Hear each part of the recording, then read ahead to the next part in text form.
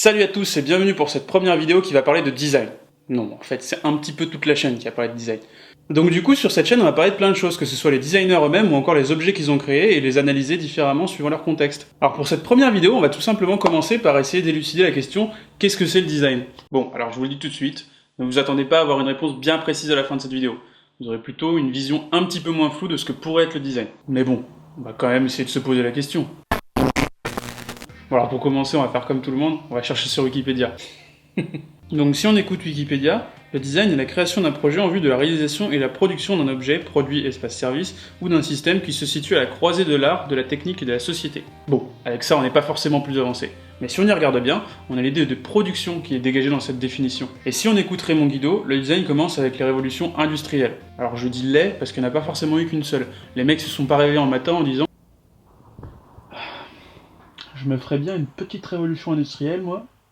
Non, puis en plus, suivant les pays, les mecs sont pas du tout passés à l'ère industrielle en même temps. Alors s'ils se mettent pas d'accord un minimum, moi je veux bien être gentil, mais ça commence à bien. Ouais. Donc d'après lui, l'idée de design est indissociable de l'idée de production en série. Et si on devait trouver des objets emblématiques de cette façon de penser le design, on pourrait par exemple parler de la Ford T, conçue par Henry Ford en 1908. On a quand même affaire à la première automobile fabriquée à la chaîne.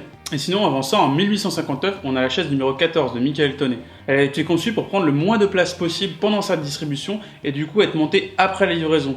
Ça paraît rien comme ça, mais pour l'époque, c'était vraiment une révolution. Donc pour resituer un petit peu Raymond Guido, il est français, il est né en 1934, et puis c'est un peu tout ce qu'on sait de lui en fait. Je sais même pas quand est-ce qu'il est mort, et je sais même pas s'il est mort en fait. Donc j'espère qu'il est pas mort. Ce serait con. En tout cas, s'il est pas mort, il devrait avoir à peu près 86 ans.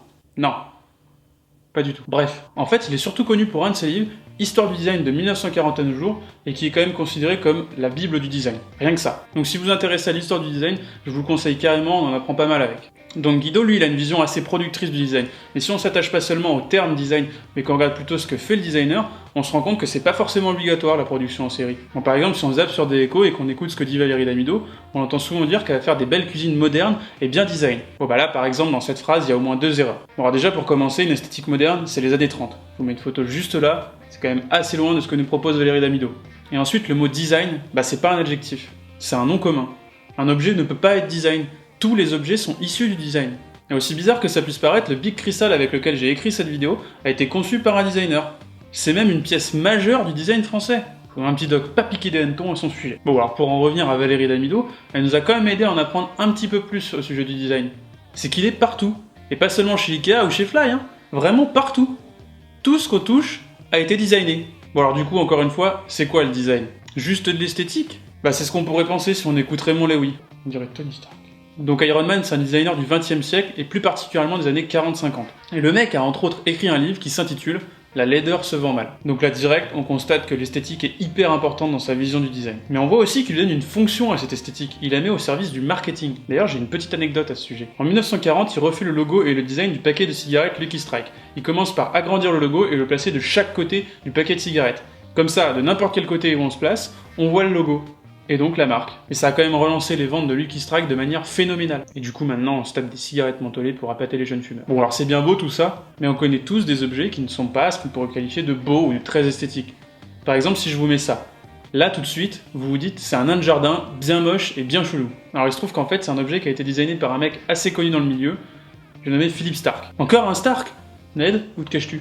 Alors Stark, je vais pas trop m'étendre dessus maintenant, parce qu'à mon avis, je lui dédierai une vidéo rien qu'à lui. Mais en gros, faut se dire que c'est un mec assez atypique qui bosse depuis à peu près la fin des années 70 jusqu'à aujourd'hui. Et c'est un petit blagueur, le filou en général. Et donc dans les années 80, quand la tendance était plutôt au style épuré, le mec a carrément décidé de péter à table. Quoi? C'est pas moi qui le dis, c'est lui. Voilà, donc j'ai pété sur la table du design en sortant envers et contre tout un gnome. Et là, il nous montre que le design, c'est aussi fait pour réfléchir sur la société et pas seulement fait pour être consommé. Oui, parce que vous vous doutez bien qu'à part les collectionneurs, il n'y en a pas beaucoup qui ont dû l'acheter celui-là. Hein. Bon, vous voyez, on a à peine commencé à chercher et on a déjà pas mal voyagé. Et en plus, on n'est pas forcément plus avancé. Donc en gros, le designer, il fait quoi quand il est au boulot?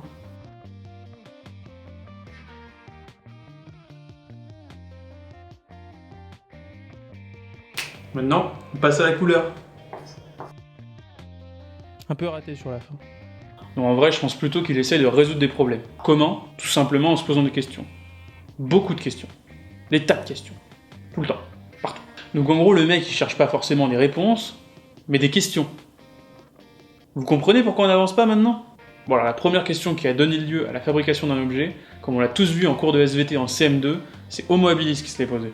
En gros le mec il s'est coupé la main avec un caillou, et il s'est dit, si la pierre coupe la main, la pierre peut-elle aussi couper autre chose? Et paf, le mec fabrique le premier couteau. Bon alors forcément pas un couteau comme ça avec écrit pizza dessus, hein, mais un objet contondant, c'est déjà pas mal. Alors ok, c'est un peu primitif comme vision du design, mais faut lui reconnaître que c'est lui le premier designer. Donc avec ça on a une bonne piste sur ce que pourrait être une des visions du design. Le design, c'est l'art de résoudre des problèmes, en posant des questions, et dont les réponses sont des objets. Alors ce point de vue on pourrait aussi facilement le remettre en cause, mais je trouve qu'il synthétise assez bien ce que recherche un designer lorsqu'il conçoit des objets. Donc comme vous avez pu le constater, maintenant on n'est pas forcément plus avancé qu'au début de la vidéo, mais au moins on a plein de questions à se poser, et ça c'est cool. Alors forcément dans cette vidéo il y a plein de mouvements et de designers dont j'ai pas parlé tellement il y en a, comme le Bauhaus ou Arts & Craft par exemple, mais vous inquiétez pas, ça viendra dans d'autres vidéos. Donc pour l'heure il va plutôt falloir considérer cette première vidéo comme une introduction au design que comme une réelle réponse en soi. Puis de toute façon, il y en aura d'autres. Des vidéos. Sur ce, merci beaucoup d'avoir regardé cette vidéo, ça faisait super longtemps que ça me tenait à cœur de lancer une chaîne qui parle de design. N'hésitez pas à liker ou même disliker cette vidéo, comme ça au moins je sais. Donc n'hésitez pas à me dire dans les commentaires si vous pensez que j'ai oublié de parler de certaines choses, si vous avez des questions à me poser ou même si vous voulez parler d'autres sujets. Donc n'hésitez pas non plus à partager en masse cette vidéo, comme ça après on sera tout plein à réfléchir et à parler autour du design, et peut-être même qu'ensemble on pourra créer des choses super sympas. Allez, moi je vous laisse, je vais aller apprendre à dessiner.